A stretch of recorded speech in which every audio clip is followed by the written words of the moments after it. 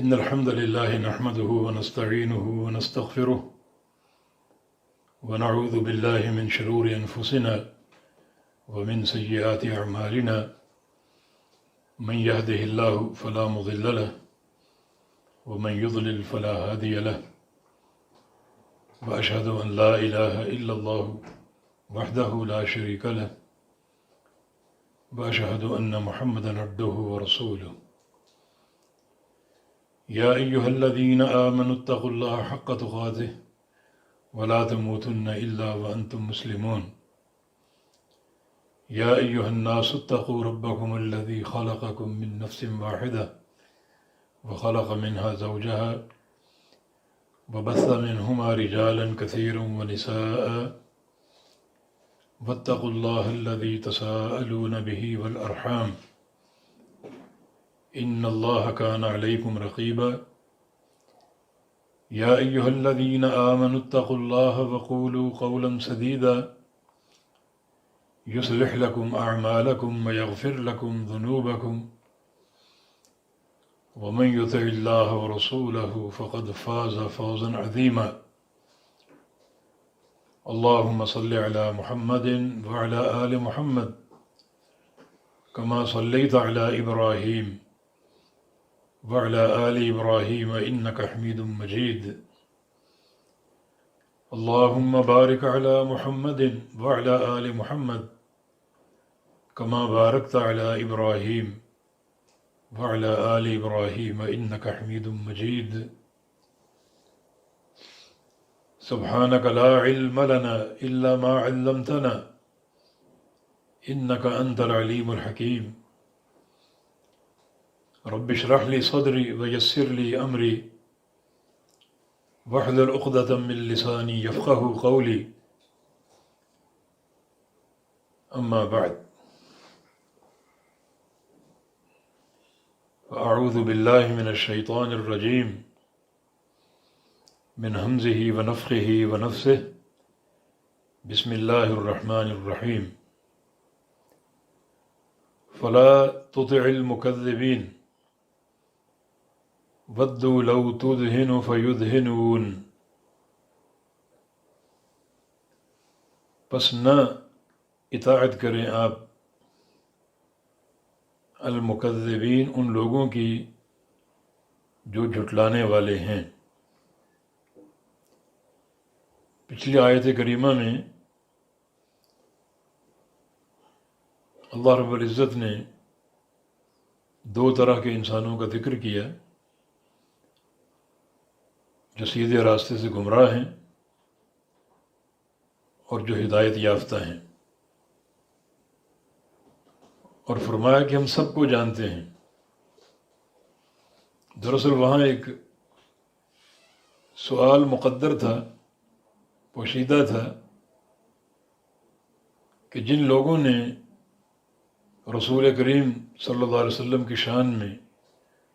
گستاخی کی اور سب و شتم سے کام لیا، ان پر فوری اللہ کا عذاب کیوں نہ آ گیا؟ تو اس کا جواب اس آیت کریمہ میں کہ ان میں سے بہت سے لوگ ہدایت یافتہ ہونے والے تھے اور بہت سے گمراہی پر ہم جانتے ہیں، اس لیے فوری عذاب نہ آیا، اور جو لوگ گمراہ تھے وہ آہستہ آہستہ کر کے مختلف جنگوں میں اور بدر میں خاص طور پہ وہ تباہ و برباد ہو گئے، اور بدر کا میدان صنادید قریش کی لاشوں سے بھر گیا، جو ان کے لیے ایک عبرت کا نشان تھا۔ اور فتح مکہ تک یہ تمام قریش کی قوم اسلام قبول کر چکی تھی، تو حکمت الہیہ کہ فوری عذاب کیوں نہ آیا کہ ان میں سے بیشتر لوگوں نے آگے چل کر اسلام قبول کر لینا تھا، تو اللہ تعالیٰ نے ان کو مہلت دی اور وہ اسلام قبول کر کے انتہائی قابل فخر اللہ کے بندے بن گئے، مقربین میں شامل ہو گئے، اور بڑے ان کے محاسن ہیں دین اسلام کے لیے۔ اور جو گمراہ تھے اور گمراہ رہے وہ آہستہ آہستہ کر کے ہلاک ہو گئے، اور آخرت کا عذاب بھی ان کا منتظر ہے۔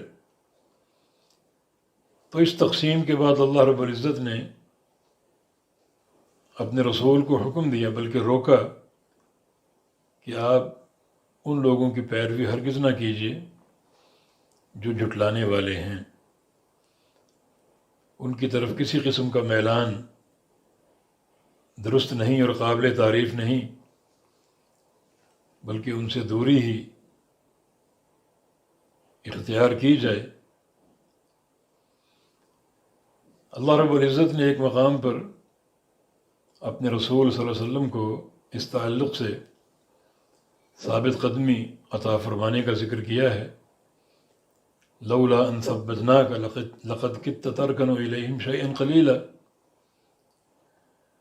اگر ہم آپ کو ثابت قدمی عطا نہ فرماتے تو آپ کچھ نہ کچھ ان کی طرف مائل ہو جاتے، مگر ہم نے آپ کے قدموں کو اور آپ کے دل کو ثبات دیا اور آپ ان سے دور ہی رہے، اور یہی ایک نبی کی اور نبی کے اتباع کی شان ہے کہ ان کا کفار کی طرف کوئی جھکاؤ اور میلان نہیں ہوتا۔ اور اللہ رب العزت نے آپ کو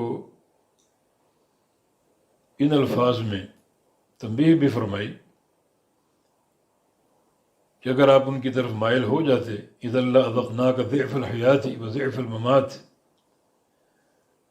تو ہم دنیا کی زندگی میں بھی آپ کو دوہرا عذاب دیتے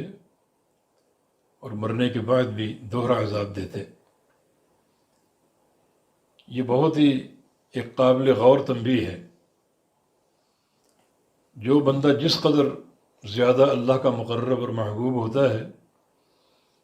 اس کی نافرمانی اسی قدر اس کے لیے تشویشناک اور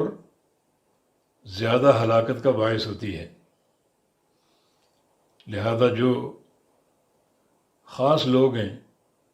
جن کو اللہ اور اس کے رسول کی اطاعت کا شرف حاصل ہے، جو تہجد گزار ہیں، اللہ اور اس کے رسول صلی اللہ علیہ وسلم کی سچی پیروی کرنے والے ہیں،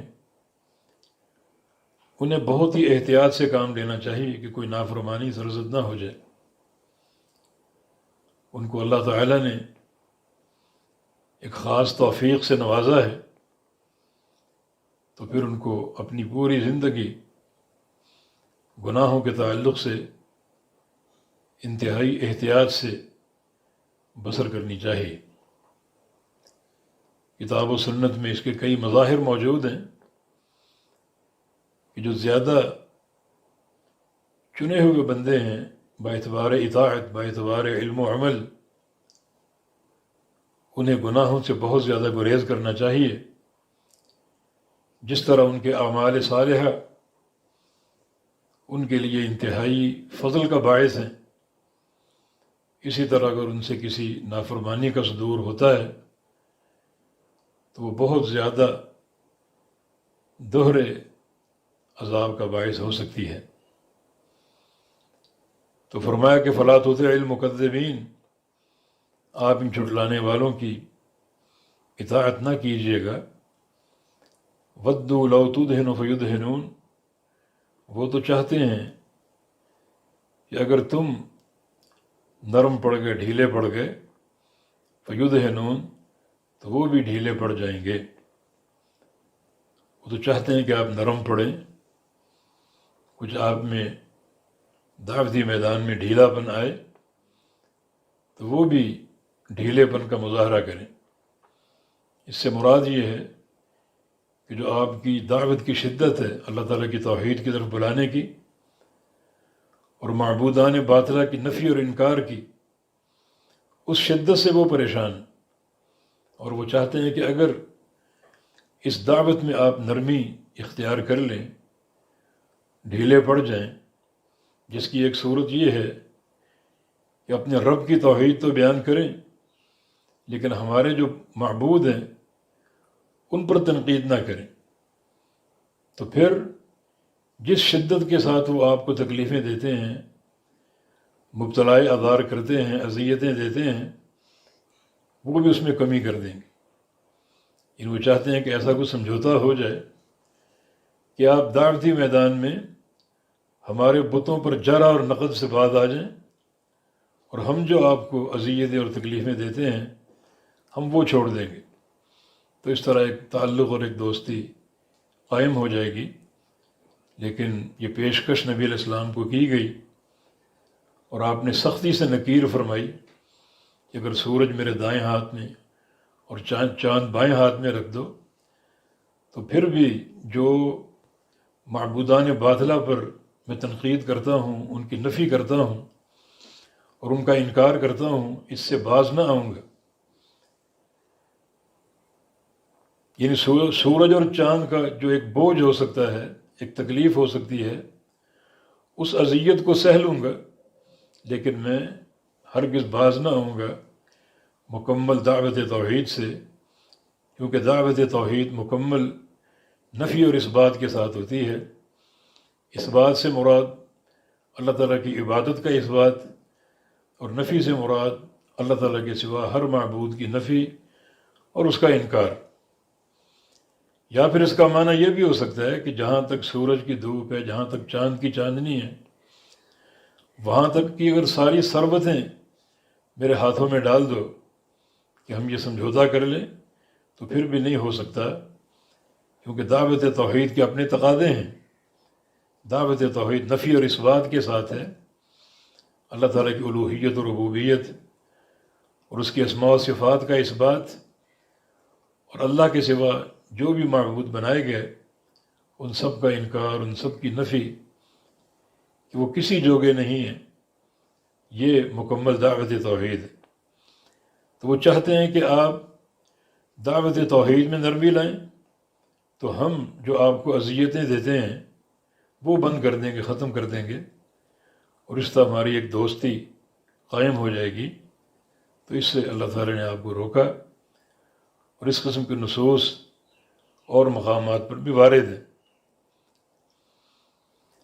اور آگے فرمایا کہ وَلَا تُطِعْ كُلَّ حَلَّافٍ مَّهِينٍ، اور آپ نہ اطاعت کیجیے ہر ایسے شخص کی جو حلاف ہے۔ حلاف کا معنی یہ حلف سے ہے، حلف قسم کو بولتے ہیں، اور حلاف مبالغے کا صیغہ فعال کے وزن پر، معنی بہت قسمیں کھانے والا، جھوٹی قسمیں کھانے والا۔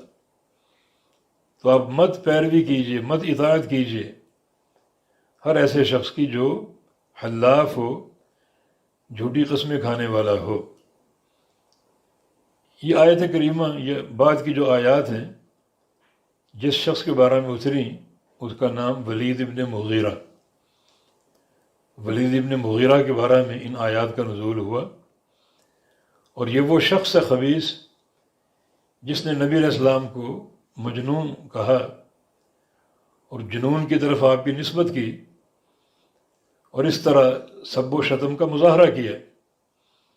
تو اللہ تعالیٰ فرما رہا ہے کہ آپ مت پیروی کیجیے ہر اس شخص کی جو بڑی قسمیں کھانے والا، یعنی آیات کا مصداق ولید ابن مغیرہ ہے، مگر مراد عمومی ہر کافر جس کا یہ کردار ہے۔ اور پھر مہین ہے، وہ مہین کا معنی وضع، انتہائی حقیر، ذلیل اور کمینہ۔ تو مت آپ پیروی کیجیے جھوٹی قسمیں کھانے والوں کی، یہ جھوٹی قسمیں کھانے والے کی، اور اس شخص کی جو مہین ہے، حقیر ہے، ذلیل ہے، وضیع ہے۔ تو یہ بھی اشارہ ولید ابن مغیرہ کی طرف۔ اور پھر حماز، وہ حماز ہے، یہ حماز حمزن سے ہے، اور حمز کا معنی ضرب لگانا یا مارنا۔ اور حماز اس شخص کو کہتے ہیں جو اپنے جاننے والوں پر غیبتوں کی ضرب لگائے، غیبتیں کرے۔ تو حماز بھی مبالغے کا صیغہ ہے، اس میں بہت زیادہ غیبتیں کرنے والا،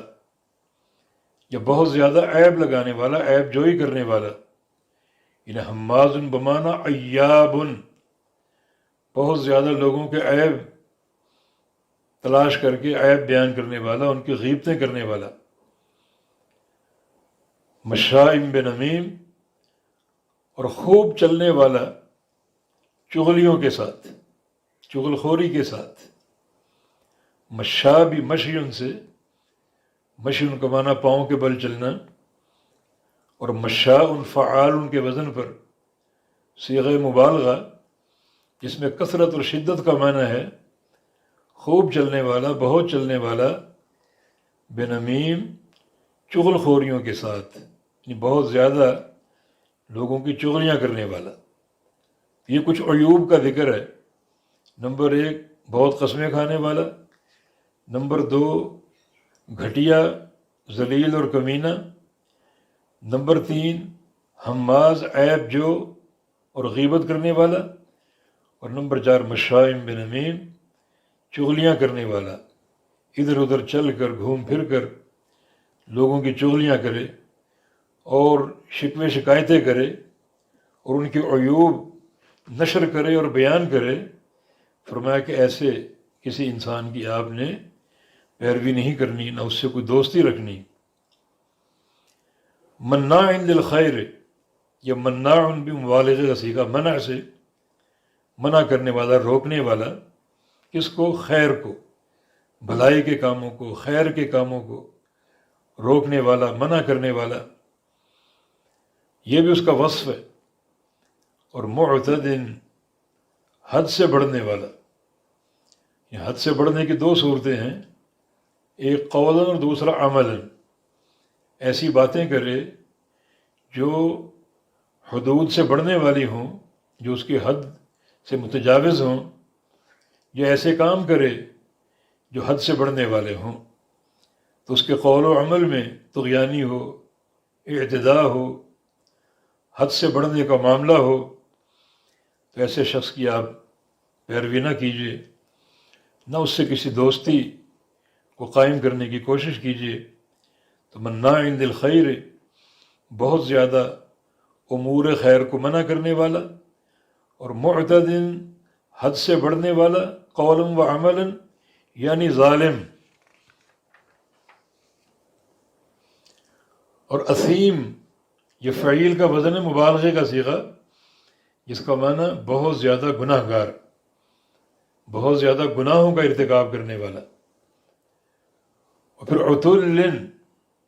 عتل بولتے ہیں فاحش الخلق، جس کے اخلاق انتہائی ردی ہوں اور جس کا مزاج انتہائی خراب ہو۔ اور اس کا ایک معنی شدید الخصومہ فی الباطل، جو بہت زیادہ جھگڑنے والا ہو باطل میں۔ ایک جھگڑا ہے حق کے لیے اور ایک جھگڑا باطل کے لیے، نا حق کے لیے، تو اس کا یہ وصف ہے کہ اس کا جھگڑنا باطل کے لیے ہے اور نا حق کے لیے عتل۔ تو عتل کا معنی فاحش الخلق، انتہائی بد اخلاق، ردی اخلاق والا، باطل کے لیے جھگڑنے والا، عتل۔ اور بعد ذالک، اور اس کے بعد زنیم بھی۔ زنیم کہتے ہیں مجہول النسب، جس کا نسب معلوم نہ ہو، جس کا نسب مجہول ہو۔ تو یہ اللہ تعالیٰ نے القاب اور اوصاف ذکر کیے ولید ابن مغیرہ کے، یعنی یہ 8-9 یعنی اس کے القاب اور اس کے اوصاف بیان کیے، جن میں اس کی حقارت، اس کی ذلت، اس کی کمینگی، اس کی بد اخلاقی، بد مزاجی،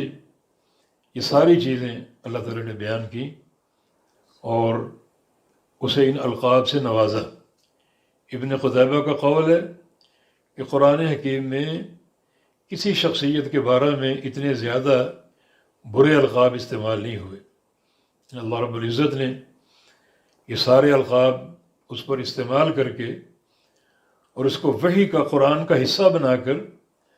قیامت کے دن تک اس کی ذلت کا، اس کی حقارت کا ایک سرٹیفکیٹ جو ہے وہ قائم کر دیا پوری دنیا کے سامنے۔ اس کا چہرہ ان تمام خواصوں کے ساتھ اللہ تعالیٰ نے واضح کر دیا اور کھول دیا، جب تک اس وحی کو پڑھا جائے گا ممبر و محراب پر، اس وقت تک ولید بن مغیرہ کے بارے میں یہ القاب اور یہ اس کے جو برے اوصاف ہیں ان کو دہرایا جاتا رہے گا۔ کیوں؟ کیونکہ اس شخص نے اللہ کے حبیب کو اذیت دی، انہیں مجنون کہہ کر، ان کے ساتھ سب و شتم کا معاملہ کر کے اللہ کے پیارے پیغمبر کو یہ تکلیف دی، تو اللہ رب العزت اپنے پیارے حبیب کے تعلق سے اس کے اقدام کو کیسے برداشت کرتا اور یہ معاملہ کیسے قابل قبول ہوتا؟ تو اللہ تعالیٰ نے اس کے جواب میں اس کی وہ گت بنائی کہ دنیا یاد رکھے گی، اسے ان القاب سے نوازا، اور یہ بد القاب جو ہیں یہ اس کے چہرے پر ثبت ہو گئے قیامت تک کے لیے۔ آخری لقب زنیم، مجہول النسب۔ کہتے ہیں کہ ولید بن مغیرہ اپنی والدہ کے پاس گیا اور جا کر کہا کہ میرے بارے میں یہ اوصاف اللہ تعالیٰ نے بیان کیے ہیں اور میں سارے سمجھ گیا ہوں، مگر یہ زنیم نہیں سمجھا، یہ کیا چیز ہے، اس میں کیا بتایا گیا میرے بارے میں؟ میرا نسب مجہول ہے، یا بے نسب انسان ہوں، کیا میں قریش میں سے نہیں ہوں، مغیرہ کا بیٹا نہیں ہوں؟ اور اس نے ساتھ ہی تلوار بھی نکال لی کہ مجھے صحیح صحیح بتاؤ ورنہ میں آپ کو قتل کر دوں گا۔ تو اس کی ماں نے پھر اعتراف کیا کہ آپ کا باپ بانجھ تھا اور اولاد پیدا کرنے کے قابل نہیں تھا، اور مجھے چونکہ اولاد کی خواہش تھی تو ایک دن فلاں چرواہے کے ساتھ میں نے خلوت اختیار کر لی، اور اس کے نتیجے میں تمہاری ولادت ہوئی۔ تمہارا اصل باپ مغیرہ نہیں ہے بلکہ وہ چرواہا ہے۔ تو یہ ہے زنیم، مجہول النسب ہونا۔ یہ جو قصہ ہے شیخ احمد القاسم نے اپنی تفسیر القرآن بالقرآن، بڑی عمدہ تفسیر ہے، اس میں بیان کی ہے۔ اور بعض مفسرین کا کہنا ہے کہ مغیرہ جو اس کا والد تھا، کیونکہ بے اولاد تھا، تو اس نے ولید کو اپنا متبنہ بنایا تھا۔ اس کا نسب قریش سے نہیں بلکہ یہ باہر سے آیا ہوا تھا، اور چونکہ اسے متبنہ بنا لیا تھا مغیرہ نے، تو پھر یہ نسباً اپنے آپ کو قریش میں شمار کرتا تھا، جو کہ اس کے زنیم ہونے کا ثبوت تھا۔ مانا یہ بے نسب ہے، مجہول النسب ہے، یہ ایک قوم کے ساتھ مل کر رہتا ہے مگر اس قوم میں سے نہیں ہے، اس کا نسب اس قوم میں سے نہیں ہے، تو یہ زنیم، یعنی اللہ تعالیٰ نے اس کے اس عیب پر پردہ ڈالا ہوا تھا، لیکن جب اس نے اللہ کے حبیب کی شان میں یہ گستاخی کی تو اللہ رب العزت نے بھی اس کی اصلیت کھول دی اور اس کو زمانے کے سامنے ذلیل کر کے رکھ دیا۔ یہ بندہ مجہول النسب ہے، یہ قریشی نہیں ہے بلکہ باہر سے آیا ہوا ہے، اور یا پھر یہ زنا کے نتیجے میں پیدا شدہ ہے اور زنا کا نتیجہ ہے، تو یوں جو ہے وہ اس کی اصلیت جو ہے وہ کھل گئی اور انتہائی بدنام ہوا۔ تو آگے فرمایا کہ ان کان ذا مال و بنین، کہ وہ صاحب مال ہے اور صاحب اولاد ہے، یعنی ولید بن مغیرہ۔ یہ ان کانا کا تعلق ہے لا تطع سے، لا تطع کل حلاف مہین، کہ آپ ان کی اطاعت نہ کریں یہ دیکھتے ہوئے کہ وہ صاحب مال ہے اور صاحب اولاد ہے، وہ مالدار شخصیت ہے۔ نبی علیہ السلام کو تو مال سے کوئی محبت نہ تھی، لیکن ایک طرح کی یہ تنبیہ سارے مسلمانوں کے بارے میں ہے، سب سے کی گئی کہ کسی شخص سے کہ وہ کافر بھی ہو تو اس سے محبت نہ کی جائے اس کے مال کو دیکھ کر، یا اس کی کثرت اولاد کو دیکھ کر، کثرت جماعت کو دیکھ کر، اور اس کے مال و دولت کو، اس کی فیکٹریوں کو دیکھ کر وہ قطعاً اس قابل نہیں کہ ان چیزوں کی بنا پر اس سے محبت کی جائے۔ تو ان کان ذا مال و بنین، کہ ہے وہ صاحب مال اور صاحب اولاد، اس لیے اس کی پیروی کی جائے؟ بالکل نہیں۔ تو اللہ کے پیغمبر تو بالکل بے نیاز تھے، آپ کو تو فقر کی زندگی پسند تھی، تو اللہ رب العزت نے اصل میں یہ نصیحت برسبیل عموم کی ہے کہ ایک مسلمان کا کردار بھی ہونا چاہیے کہ وہ کسی کافر سے اس لیے دوستی نہ رکھے کہ وہ صاحب مال ہے اور صاحب جماعت اور صاحب اولاد ہے، بلکہ اس کے عقیدے کو، اس کے کفر کو دیکھے، اور اس کا وہ کفر جو ہے وہ اس سے نفرت کے قابل اس کو بنائے گا، کسی محبت اور دوستی کے قابل نہیں ہے۔ الولاء والبراء جو عقیدہ ہے یہی اس کے تقاضے ہیں۔ اذا تتلی علیہ آیاتنا قال اساطیر الاولین، جب اس پر پڑھی جاتی ہیں آیاتنا، آیتیں ہماری، قال تو وہ کہتا ہے اساطیر الاولین، یہ قصے کہانیاں ہیں پہلے لوگوں کی۔ اساطیر اسطورہ کی جمع، اور اسطورہ بولتے ہیں کہانیاں، قصے اور مختلف واقعات اولین سابقہ لوگوں کے۔ وہ کہتا ہے یہ کوئی آسمانی کتاب نہیں ہے بلکہ قصوں اور کہانیوں کا مجموعہ ہے۔ یہ بھی ولید بن مغیرہ کا قول تھا، اور اللہ تعالیٰ فرما رہا ہے سناسمہ علی الخرطوم، ان قریب ہم داغ لگائیں گے، نشان لگائیں گے اسے علی الخرطوم، اس کی ناک پر۔ اصل میں خرطوم سونڈ کو بولتے ہیں، اور اس کی ناک کو سونڈ کہنا یہ بھی اس کی پرلے درجے کی تحقیر ہے، تذلیل ہے۔ سونڈ یا ہاتھی کی ہوتی ہے اور یا پھر خنزیر کی شکل میں سونڈ کا تصور ہے، تو اللہ رب العزت نے اس کی ناک کو خرطوم کہا کہ اس کی ناک پر ان قریب ہم داغ لگائیں گے۔ اور اللہ تعالیٰ کا یہ فرمان جنگ بدر میں پورا ہوا، اور واقعتاً اس کی ناک پر جو ہے وہ زخم لگایا گیا، جس کا نشان اور جس کا داغ اس پر تا عمر قائم رہا، اس کی ناک پر نمایاں نظر آتا تھا۔ جو بھی دیکھتا وہ اللہ کے اس فرمان کو یاد کرتا، سناسمہ علی الخرطوم، اور مرتے دم تک وہ داغ موجود رہا جو اس کی بدنامی اور اس کی گندی شہرت کی علامت تھا، جو اس کی ناک پر داغ لگا۔ تو خرطوم جس کی جمع خراطیم ہے، اصل اس کا معنی سونڈ ہے، اور سونڈ یا تو ہاتھی کی ہوتی ہے یا پھر سونڈ کا تصور خنزیر کے منہ سے نظر آتا ہے، تو اللہ تعالیٰ نے اس کی ناک کو خرطوم کہہ کر اس کی تحقیر اور تذلیل بھی فرمائی، اور اس پر داغ کا ذکر کیا جو جنگ بدر میں لگا، اور ہمیشہ اس کی ناک پر لگا رہا، اور مرتے دم تک وہ داغ موجود رہا، جو ہمیشہ ہمیشہ کے لیے اس کی تذلیل کا، تحقیر کا اور اس کی بدنامی کا ذریعہ بنتا رہا۔ تو اللہ تعالیٰ اپنے پیارے نبی سے محبت کرتا ہے، اور یہ اس محبت کی دلیل ہے کہ اللہ تعالیٰ نے اس شخص کے لیے 10 انتہائی جو ہیں وہ ایک رقیق قسم کے القاب ذکر فرمائے، اور اس کی جو ہے وہ اصلیت کو واضح کر دیا، اس کا ولد الزنا ہونا، اور اس کا جھوٹا ہونا، بد مزاج اور بد خلق ہونا، گناہ گار ہونا، چغل خور ہونا، عیاب اور غیبت کرنے والا ہونا، یہ سارے اس کے عیب بیان کر کے اس کی اصلیت کو اشکارا کر دیا۔ تو یہ اللہ تعالیٰ کی اپنے نبی سے محبت کی دلیل ہے کہ نبی کی شان میں گستاخی کرنے والا اللہ تعالیٰ کا کتنا مجرم ہے، اور کس طرح اللہ رب العزت اسے ڈھیل دیے بغیر اس کے ساتھ معاملہ فرماتا ہے اور اس کے ساتھ سلوک فرماتا ہے۔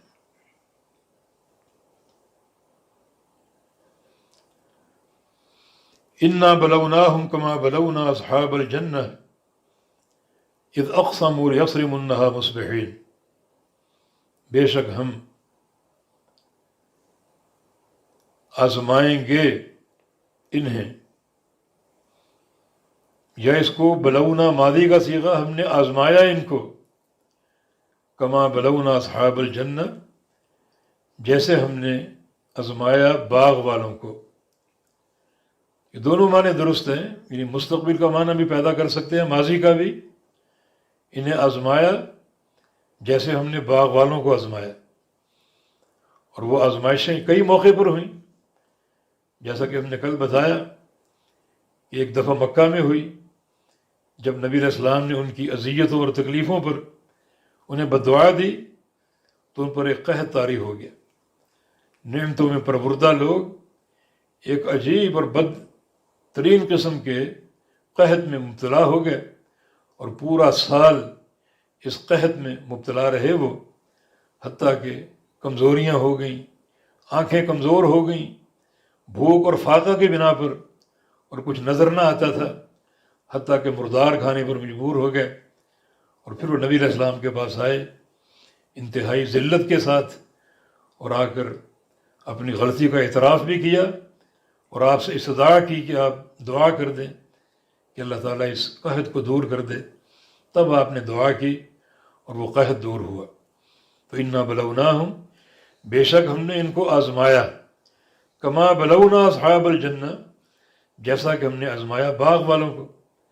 اور پھر اس آزمائش کی دوسری جو ایک صورت جنگ بدر میں، جہاں بڑے بڑے صنادید قریش مردار ہو گئے اور ہلاک ہو گئے، تو یہ بھی ایک کڑا امتحان تھا، تاکہ جو لوگ باقی بچے ہیں ان کے لیے عبرت اور نصیحت ہو، مگر نصیحت انہوں نے حاصل نہ کی۔ تو ہم ان کو آزمائیں گے، ان کو خبردار کر دو کہ امتحان آگے بھی ہوتے رہیں گے، اور ہم ان کو آزماتے رہیں گے، کما بلونا اصحاب الجنہ، جیسا کہ ہم نے آزمایا باغ والوں کو۔ یہ باغ والے کون تھے؟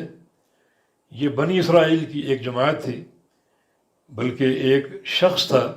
انتہائی نیک اور صالح، اور جس کی اولاد بھی تھی، اور یہ شخص اللہ کی راہ میں خرچ کرنے کا عادی تھا، بلکہ اس کا وتیرہ یہ تھا کہ جو اس کے باغات تھے، فصلیں تھیں، پھل تھے، انہیں وہ اپنے اہل خانہ کے سال کی روزی کا حصہ نکال کر باقی مساکین میں تقسیم کر دیتا۔ بہت ہی سخی تھا، اور بعض روایتوں میں اس کا علاقہ یمن مذکور ہے، یمن کا شہر صنعاء کا رہنے والا تھا۔ وہاں اس کے باغات بھی تھے اور کھیتی باڑی بھی تھی، اور یہ اس کا کردار تھا کہ جو باغ کا پھل آتا، سبزیاں آتی، اور جو بھی کھیتی اس کو حاصل ہوتی، اپنے استعمال کا نکال کر باقی وہ مساکین میں، فقراء میں تقسیم کرتا اور بانٹ دیتا، جس بنا پر اس کے مال میں برکت بھی بہت تھی۔ اور اس شخص کا انتقال ہو گیا، بعد میں اس کی اولاد باقی بچی۔ انہوں نے کہا کہ ہمارا باپ تو احمق تھا، اور اپنا محنت سے کیا ہوا، کمایا ہوا مال بے دردی سے خرچ کر دیتا تھا، اور فقراء اور مساکین میں بانٹ دیتا تھا۔ ہم ایسا نہیں ہونے دیں گے۔ چنانچہ سارے بھائی اکٹھے ہو گئے، ایکا کر لیا، کیا؟ اذ اقسموا، جب قسم کھائی انہوں نے، لیصرمنها مصبحین، کہ ضرور وہ اس باغ کو کاٹ ڈالیں گے صبح کے وقت، صبح سویرے،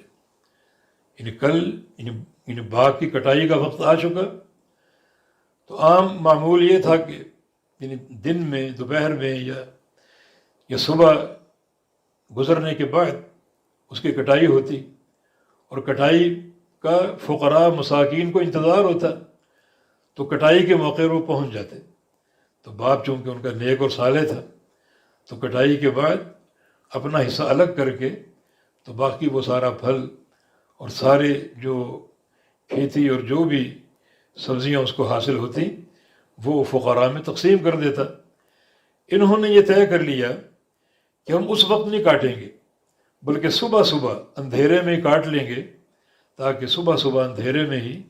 یہ سارا پھل اور سارا جو ایک محصول ہے اپنے گھروں میں منتقل کر دیں، اور کسی مسکین کو پتہ ہی نہ چل سکے۔ اذ اقسموا، جب قسم کھا لی انہوں نے، لیصرمنها مصبحین، کہ ضرور وہ کاٹ دیں گے ہاں اس باغ کو مصبحین، صبح صبح۔ ولا یستثنون، انہوں نے استثناء نہیں کیا، استثناء کا معنی انشاءاللہ کہنا، جو باغ کی کٹائی میں انہوں نے انشاءاللہ نہ کہا، یا پھر سابقہ اقوام کا جو انشاءاللہ وہ سبحان اللہ کے الفاظ کے ساتھ تھا، کہ دونوں کے ساتھ سبحان اللہ و انشاءاللہ، تو انہوں نے انشاءاللہ نہ کہا، استثناء نہ کیا، سبحان اللہ نہ کہا، اللہ کا ذکر نہ کیا، تو یہ عظیم غلطی کر گئے۔ ایک غلطی یہ کہ باغ کی کٹائی مساکین سے چھپا کر تاکہ ان کو دینا نہ پڑے، اور دوسرا جو انہوں نے دعویٰ کیا کہ صبح صبح سارا باغ کاٹ دو اور سارا پھل اپنے گھروں منتقل کر لو، اور یہ بات استثناء کے بغیر، انشاءاللہ کے بغیر، سبحان اللہ کے بغیر اور اللہ کے ذکر کے بغیر کی۔ فطاف علیہا طائف من ربک وہم نائمون، پھر گیا اس پر طائف، ایک پھرنے والا، من ربک، آپ کے رب کی طرف سے، اللہ تعالیٰ کی طرف سے اس باغ پر راتوں رات ایک پھرنے والا پھر گیا، ایک پھرنے والا پھر گیا، وہم نائمون، اور وہ سو رہے تھے، اور وہ لوگ اپنے گھروں میں سو رہے تھے، یہ طے کر کے کہ صبح صبح جا کر باغ کی کٹائی کر لیں گے، مگر رات ہی کو اللہ تعالیٰ کی طرف سے ایک پھرنے والا اس باغ میں پھر گیا، مانا اس باغ کو کاٹ کر ختم کر ڈالا۔ یہ پھرنے والا کون تھا؟ روایات کے مطابق جبریل امین، جو اس باغ میں آئے اور اس کو جڑ سے کاٹ دیا، جڑ سے کاٹ کر سارے جو پھل تھے اور سارے درخت تھے اور سارے جو پودے تھے ان سب کو کاٹ کر وہاں پھینک دیا اور اس کو مریا میٹ کر دیا۔ یا پھر طائف کا دوسرا معنی، رات کو ایک آگ لگ گئی اور اس آگ نے اس باغ کو جلا کے راکھ کر دیا، سارے پھل جل گئے، سارے درخت جل گئے۔ تو یہ رات کو پھرنے والا پھر گیا، یا تو اللہ کا امر، جس امر سے آگ لگی اور سارا باغ جل گیا اور جل بھن کر سیاہ ہو گیا، یا اللہ کا فرشتہ جبریل آ گیا، جنہوں نے پل بھر میں اس سارے باغ کے درختوں کو جڑوں سے اکھیڑ کر اور کاٹ کر پھینک دیا اور سارا معاملہ ختم کر دیا۔ فطاف علیہا طائف من ربک وہم نائمون، پھر گیا اس باغ پر پھرنے والا تیرے رب کی طرف سے، اور وہ سو رہے تھے۔ فاصبحت کالصریم، تو ہو گیا وہ باغ کالصریم، سریم کے معنی، یہ سریم فعیل کے وزن پر، یہ مفعول کے معنی، مسروم کے معنی میں، سریم بمعنی مسروم، اور مسروم سے مراد کٹی ہوئی وہ کھیتی جو جڑ سے کاٹ دی جائے۔ یہ سریم کے دو معنی ہیں، ایک ہے جڑ سے کٹی ہوئی کھیتی کے معنی، پھر اس سے مراد جبریل امین جنہوں نے اس کو کاٹ دیا، یا پھر سریم کا معنی سیاہ ہونا،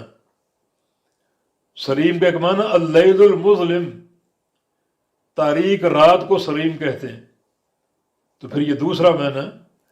کہ اس کو اللہ نے جلا کر سیاہ کر دیا، اور جلا کر سیاہ کرنے میں حکمت یہ ہے، اشارہ یہ ہے کہ ان کی نیتیں اور سوچ انتہائی سیاہ تھی کہ اس باغ کو ہم صبح صبح کاٹ کے گھر لے جائیں گے تاکہ مسکین جہاں تک پہنچ ہی نہ سکیں، انہیں کچھ دینا نہ پڑ جائے۔ تو ان کی یہ سوچ چونکہ انتہائی سیاہ تھی، تو اللہ تعالیٰ نے نتیجہ کے طور پر ان کے باغ کو بھی جلا کر سیاہ کر دیا، خاکستر کر دیا، اور بالکل تباہ و برباد کر دیا۔ فاصبحت کالصریم، تو ہو گیا وہ باغ یا تو جڑ سے کٹے ہوئے کھیتی یا درختوں کے مانند، اور یا پھر آگ سے جلنے کی بنا پر سیاہ۔ الصریم اللیل المظلم، سیاہ رات کو بولتے ہیں، تو سیاہ رات میں اشارہ یہ ہے کہ چونکہ ان کا پلان جو تھا ان کی انتہائی سیاہ سوچ کی غمازی کرتا تھا، تو اللہ تعالیٰ نے ویسا نتیجہ ان کو دکھا دیا اور ان کے باغ کو جلا کر سیاہ کر دیا۔ ادھر یہ لوگ نیند سے اٹھے، فتنادوا، انہوں نے پکارا ایک دوسرے کو، صبح اٹھے رات کے اندھیرے میں اور ایک دوسرے کو پکارنے لگے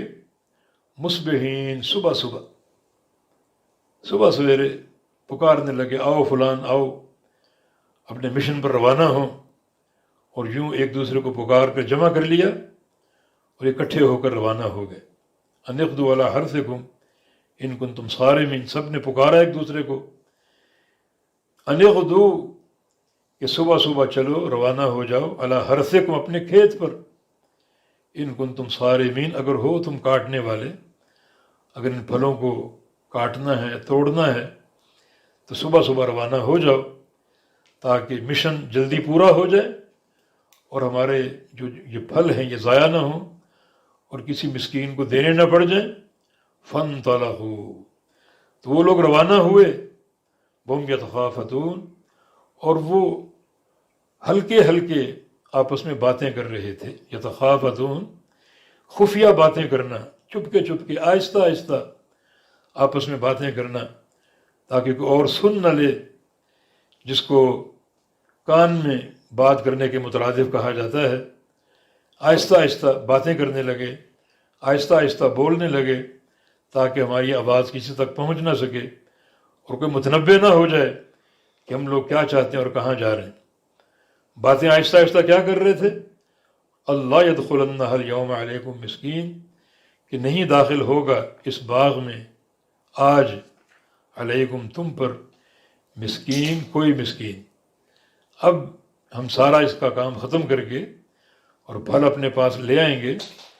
تو اب اس باغ پر کوئی مسکین نہ آ سکے گا، اور آئے گا بھی تو کٹائی کے بعد آئے گا تو اسے کچھ نہیں ملنے کا۔ تو یہ وہ چپ کے باتیں کرتے ہوئے جا رہے تھے۔ وغدوا علی حرد قادرین،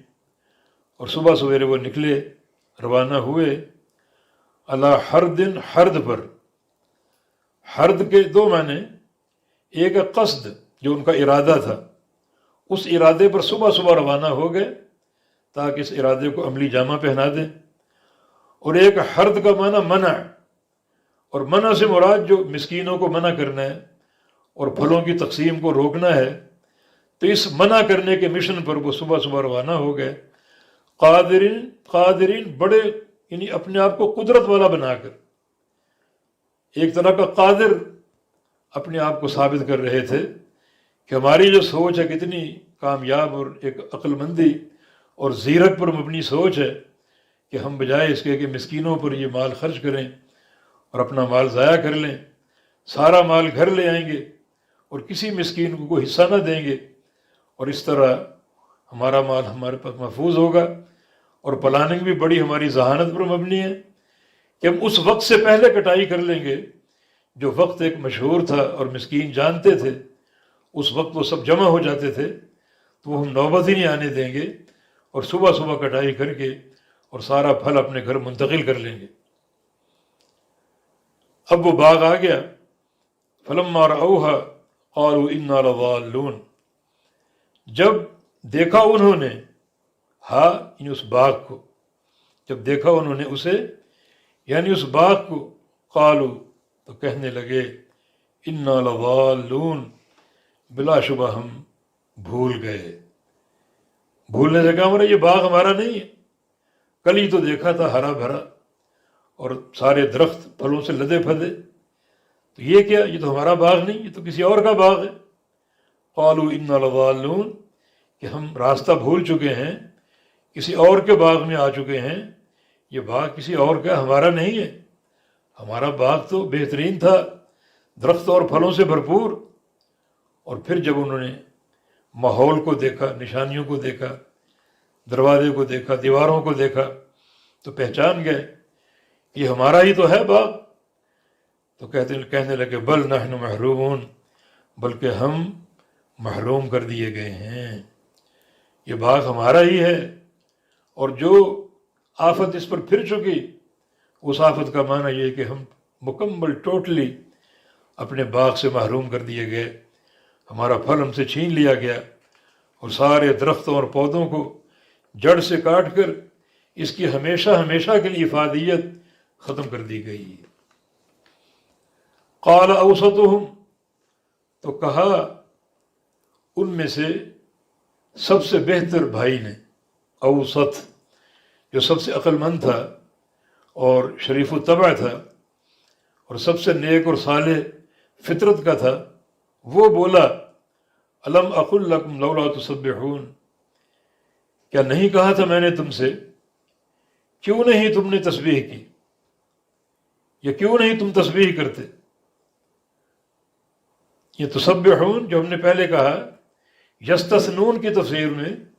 کہ ان کے ہاں استثناء تسبیح کی صورت میں تھا، تم نے تسبیح کیوں نہ کی، سبحان اللہ کیوں نہ کہا، یا ماشاء اللہ کیوں نہ کہا، یا انشاء اللہ کیوں نہ کہا، اللہ کا ذکر نہ کیا، اللہ کا نام نہ لیا، یہ اس کا نتیجہ ہے۔ تم نے تسبیح کیوں نہ کی، یا اب بھی تسبیح کیوں نہیں کرتے؟ اپنے اس نقصان کو دیکھ کر یہ باتیں کر رہے ہو، اللہ کی قدرت کو یاد کرو، اس کا ذکر کرو تاکہ اللہ کو ہم پر رحم آ جائے۔ قالو، تو وہ کہنے لگے سبحان ربنا انا کنا ظالمین، پاک ہے ہمارا رب، بے شک ہم ہی ظالم ہیں، ہم ہی ظلم کرنے والے ہیں۔ اللہ تعالیٰ پاک ہے، ہر عیب سے پاک ہے، ہر نقص سے پاک ہے، اس کے لیے کمال حمد ہے، اور ہر کمال ہر خوبی کا وہ مستحق ہے، ہم ہی ظالم ہیں۔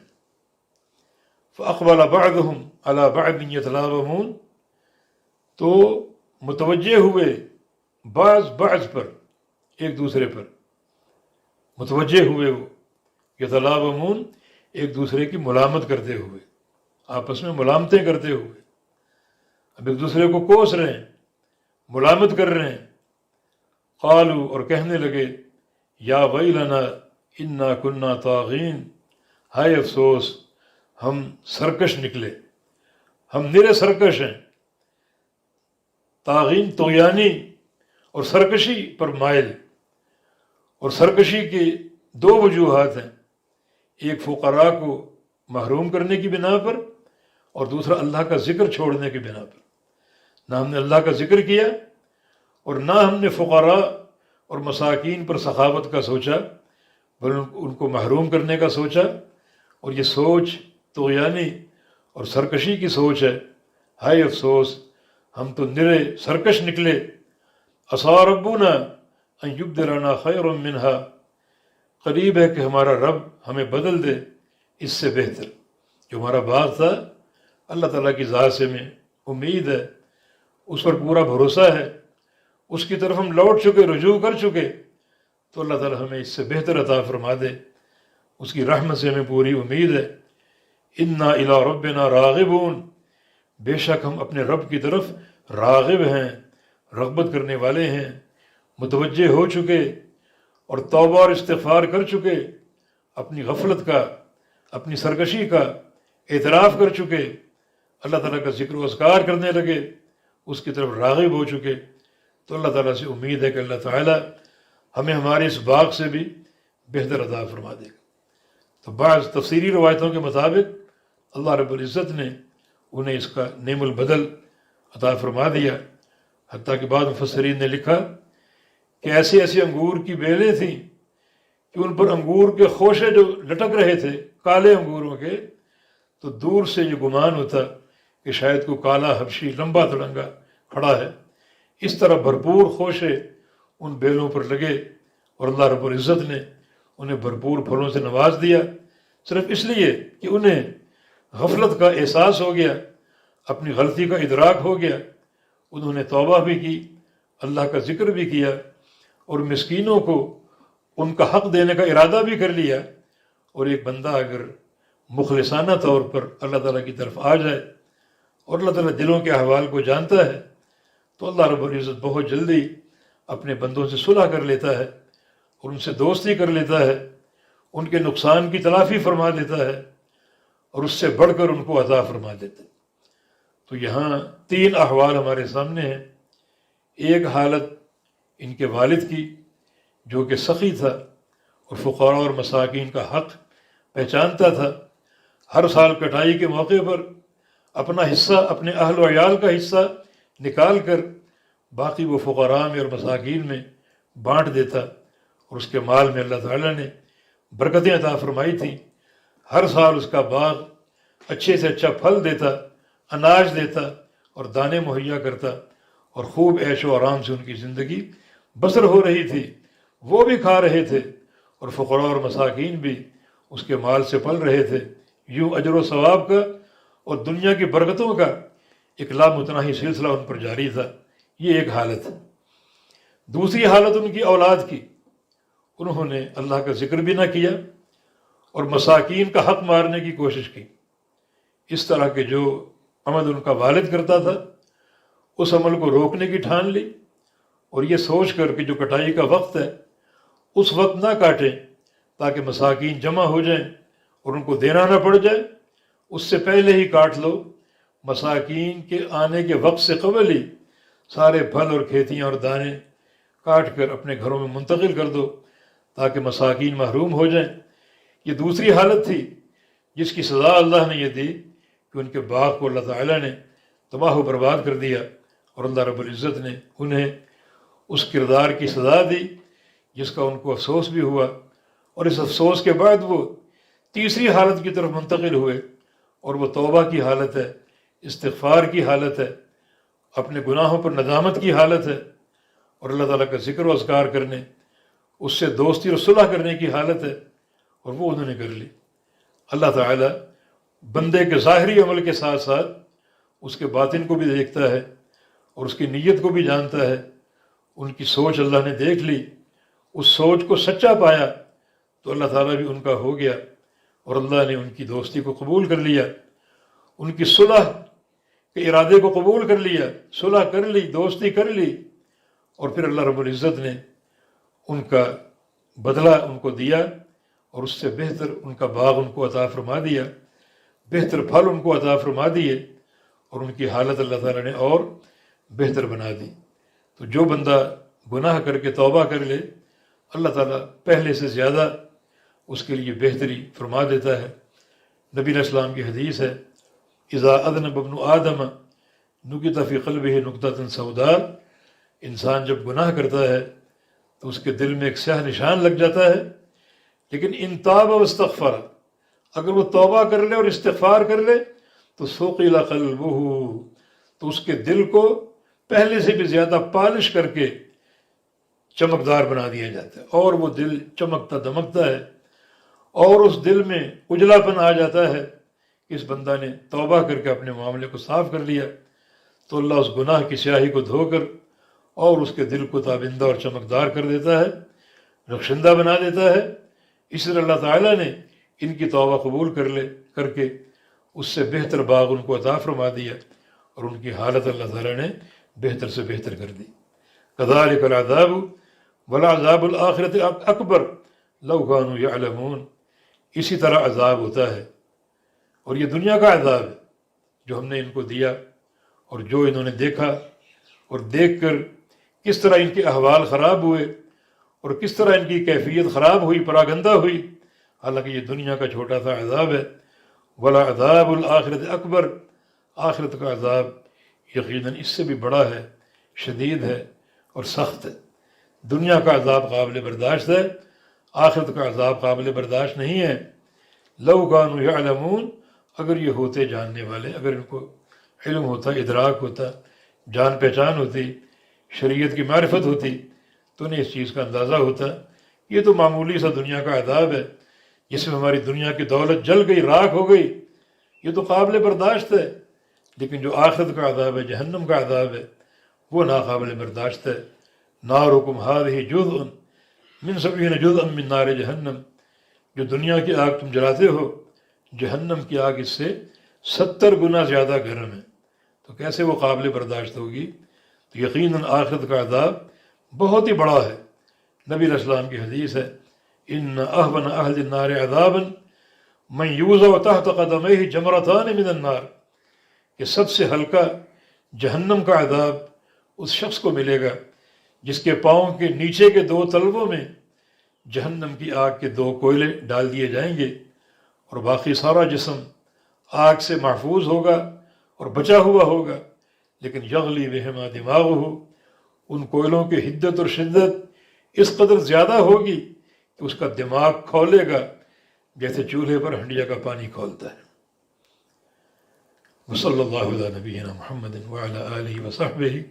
وأہل طاعتہ اجمعین.